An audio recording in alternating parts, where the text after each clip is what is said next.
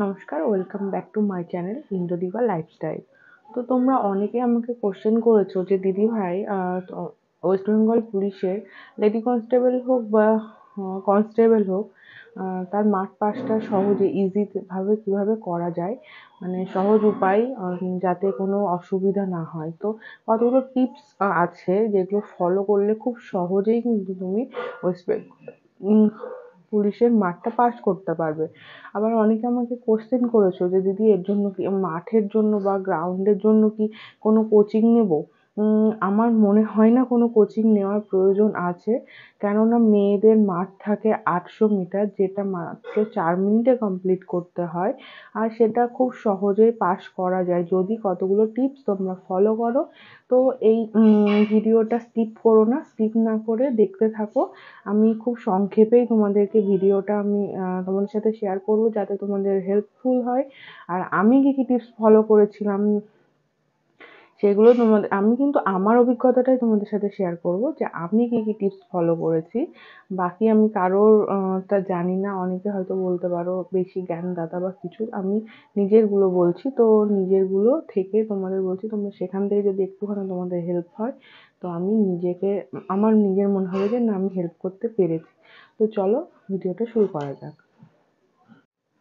তো তোমাদেরকে আমি আগে থেকেই বলে রাখি যে আমি কিন্তু আগে থেকে কোনো মাঠ প্র্যাকটিস করিনি বা আমি কোনো রানার বা কিছু ছিলাম না, ঠিক আছে?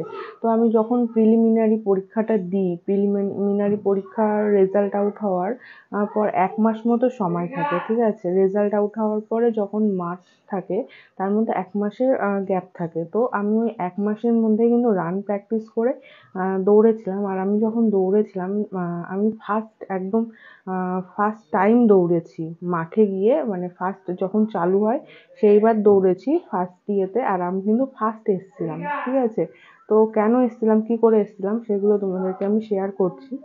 দেখো, আমি মাঠ যখন প্র্যাকটিস করি, আমাদের যেহেতু 800 মিটার মাঠ 4 মিনিটে কমপ্লিট করতে হবে। তো 800 মিটার মানে যে তোমাকে 800 মিটারই কমপ্লিট মানে প্র্যাকটিস করবে, তাহলে কিন্তু তুমি কখনোই মাঠে গিয়ে পাস করতে পারবে না। কেননা 800 মিটার যদি হয় তাহলে তোমার সেইভাবে নিজের একটা দম রাখতে হবে। তাহলে ওটা 1 কিলোমিটার বা 1200 মিটার প্র্যাকটিস করতে হবে। মানে 1 কিলোমিটার 4 মিনিটের মধ্যে কমপ্লিট করতেই হবে। তুমি যদি প্র্যাকটিসের সময় 1 কিলোমিটার 4 মিনিটে কমপ্লিট করতে পারো, তাহলে তুমি মাঠে গিয়ে ডেফিনেটলি তুমি 800 মিটার 4 মিনিটে কমপ্লিট করতে পারবে।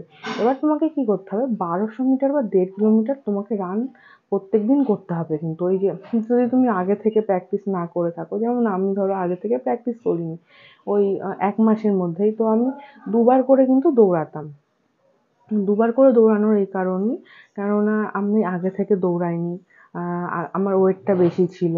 তো সবকিছু মিলিয়ে আমি কন্ট্রোল করার জন্য আমি দুবার করে দৌড়েছি, কিন্তু 1200 মিটার থেকে 1.5 কিলোমিটার রান করেছি। আর 1 কিলোমিটার আমি 4 মিনিটে কভার করতে পারতাম। তখনই আমি দেখেছিলাম যে হ্যাঁ, আমি কভার করতে পারছি। তো আমাকে একটা দাদাভাই বলেছিল যে হ্যাঁ, তোর হয়ে যাবে, তুই চাপ নিস না, তুই 1 মিনিটের আগেই মানে 4 মিনিটের আগেই মাঠ কমপ্লিট করতে পারছিস। তো এটা গেল প্রথম টিপস। মানে তোমাকে 800 মিটার রান বলে 800 মিটার প্র্যাকটিস করলে হবে না, তোমাকে 1 কিলোমিটার বা তার বেশি প্র্যাকটিস করতে হবে।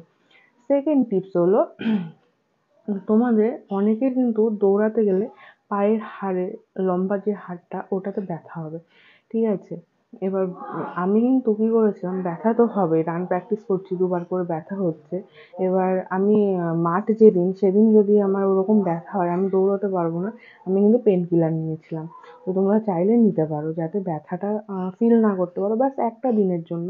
তাহলে এবারে কি হয়, তোমার পেনটা থাকে না, তুমি অনায়াসে রানটা কমপ্লিট করতে পারো। এবারে আমি তোমাদেরকে বলছি, চলে আসছি মাঠে। মাঠে তোমরা কিভাবে কি করবে। প্রথমে হয় কিন্তু মেজারমেন্ট, হাইট, ওয়েট, এগুলো তোমার মেজারমেন্ট হবে। তারপরে তোমার রানের জন্য। এবার আমাকে অনেকেই বলে দিয়েছিল যে রানটা ফার্স্ট হাফেই করবি, সকালে গিয়েই করবি, তাহলে কি হয়, মাঠে সূর্য উঠে গেলে পরে কষ্ট হয়, ঘাম হয়, তখন মাঠ কমপ্লিট করা কিন্তু কষ্টদায়ক হয়ে যায়। সকালে যখন শুরু হবে, যদি তার মধ্যে পৌঁছে গিয়ে তুই সকালে ফার্স্ট হাফে করতে পারিস তাহলে খুবই ভালো হয়। তো আমি সেটাই ফলো করেছিলাম। আমি মাঠে, আমাদের ব্যারাকপুর 3rd ব্যাটালিয়নে মাঠ হয়েছিল। তো আমি কিন্তু অনেক ভোরে ফার্স্ট ট্রেনে আমি ওখান থেকে চলে এসেছিলাম। দিয়ে আমি ফার্স্ট রাউন্ডেই আমি দৌড়েছি, ঠিক আছে। ফার্স্ট রাউন্ডে ঢুকে গেছিলাম। আমার হাইট নিয়ে তো কোনো সমস্যাই নেই, আমি জানতাম আমার হাইটে হয়ে যাবে। ওয়েটও আমি কন্ট্রোল করে ফেলেছিলাম। এবার কি হয়, যখন ঢুকছে সবাই দেখছি, ধরো 100 জন আসছে, হাইট ওয়েটেই কিন্তু 75 আউট হয়ে যাচ্ছে, 25 ভিতরে যাচ্ছে দৌড়ানোর জন্য, ঠিক আছে। তো তোমরা আগে থেকে হাইট ওয়েট নিজেরটা মেজারমেন্ট করে নেবে, সেইভাবে প্র্যাকটিস করবে, কেন বৃথা গিয়ে তো লাভ নেই। তো আমি তারপরে বলছি কি হয়েছিল। আমাকে এবার লাইনটা ধরো এইভাবে শুরু হচ্ছে, তোমাদের দেখাচ্ছি, এখান দিয়ে শুরু হচ্ছে, ঠিক আছে, এরকম লম্বায় লম্বায়। এবার রানের কোট করা থাকে। আমাকে সবাই বলেছিল এই সাইডে, মানে সব থেকে কর্নারে, কর্নারে দাঁড়ালে কি হয়, কম দৌড়াতে হয়, এখান দিয়ে দাঁড়ালে ঘুরতে হয় বেশি, তার জন্য এই কর্নারে দাঁড়াবি, সেটা ফার্স্ট লাইন হোক বা সেকেন্ড লাইন হোক, যতটা চেষ্টা করবে এই কোণার দিকে দাঁড়াতে। এবার আমাদের একসঙ্গে 15টা করে মেয়ে ছাড়ছিল, ঠিক আছে। তো এরকমই দাঁড়ালে 7টা, পরের লাইনে 8টা, অনেকটা গ্যাপ হয়ে যাচ্ছে, কিন্তু আমি কিন্তু ফার্স্ট লাইনে একদম কর্নারে দাঁড়িয়েছিলাম, একদম কোণাতে। তো অনেকে বলে দেয় দাদারা, বা অভিজ্ঞ যারা দিদিরা আছে তারা কিন্তু আগে থেকে, মানে আমরা শুনি মাঠে আসার আগে, ওরা বলে ফার্স্টে জোরে টানবি না, শেষে জোরে টানবি, নয় ফার্স্টে দমটা শেষ হয়ে যাবে, শেষে গিয়ে আর কমপ্লিট করতে পারবি না। তো আমি যখন কর্নারে দাঁড়িয়েছি, আমি মাঠের ট্র্যাকটা দেখলাম, ট্র্যাকটা দেখার পর আমার এটা মনে হলো হ্যাঁ এই মাঠ আমি কমপ্লিট করতে পারবো, অসুবিধা হবে না। তো যার যেরকম সুবিধা, কেউ জুতো পরে দৌড়াতে পারো, কেউ খালি পায়ে দৌড়াতে পারো। আমি কিন্তু খালি পায়েই দৌড়েছিলাম। আমার ওটাতেই মনে হয়েছিল যে আমি কমফোর্টেবল, জুতোর থেকে খালি পায়ে, জুতোটা বেশি ভারী হয়ে যাবে। তো আমি খালি পায়ে দৌড়েছিলাম কিন্তু।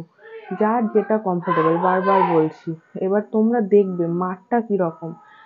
যদি মাঠ ভালো হয়, ঘাসের মাঠ হয়, তাহলে তোমরা অনায়াসে খালি পায়ে দৌড়াতে পারো। যদি দেখো যে রোড সাইডে দৌড়ানি হচ্ছে, তাহলে কিন্তু জুতো, অবশ্যই জুতো পরতে হবে, কেননা পায়ে খোয়া ঢুকে গেলে তোমরা আর দৌড়াতে পারবে না।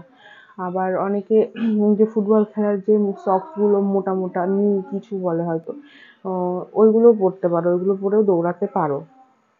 তো আমি কিন্তু কর্নারে দাঁড়িয়েছিলাম।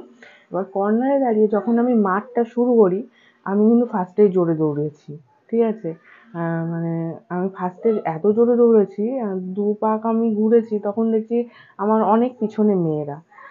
তো কি হয়, ফার্স্টে জোরে দৌড়ে দমটা শেষ হয়ে যায়, যার যেমন ক্যাপাসিটি, ঠিক আছে।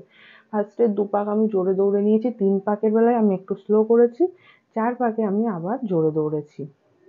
আর আমি ফার্স্টে এসেছিলাম। এবার আমাকে কিন্তু, আমি ফার্স্টে ছিলাম বলে অনেকে ফলো করছিল, যে ওকে ট্র্যাক করলে হয়তো আমিও পাস করে যাব।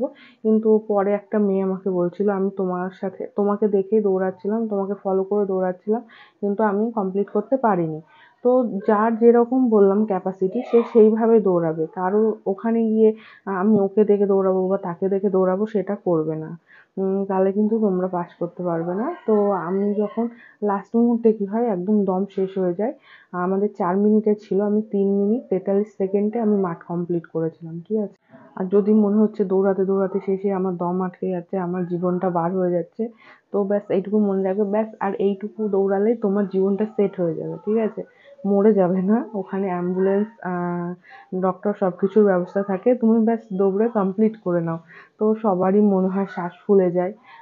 তো আমি ওই বললাম 3 মিনিট 43 সেকেন্ডে কমপ্লিট করেছিলাম মাঠটা। মাঠ কমপ্লিট করার পরে তারপরে যে কাগজের ডকুমেন্টসগুলো কাজ হয়, সেগুলো হচ্ছিল। তো আমি প্রথম যে বেরিয়েছিলাম মাঠ পাস করে। তো আমি আমার মাঠ কীভাবে কমপ্লিট করেছি, মাঠ পাস করার অভিজ্ঞতা তোমাদের সাথে শেয়ার করলাম। আশা করি তোমাদের অনেক হেল্পফুল হবে ভিডিওটা। এটুকুই রাখছি। ভিডিওটা ভালো লাগলে লাইক করো, কমেন্ট করো, আর কী কী জানার আছে সেগুলোও জানিও, ঠিক আছে। আমি অবশ্যই চেষ্টা করব জানানোর। এখন একটু সমস্যা হয় আমার, যেহেতু আমি প্রেগনেন্ট। তো আমি ছুটিতে আছি, আর শরীর সবসময় দেয় না বলে আমি সব ভিডিও তোমাদের দিয়ে উঠতে পারি না। তো এখন একটু ভালো আছি বলে তোমাদেরকে এটা জানিয়ে দিলাম।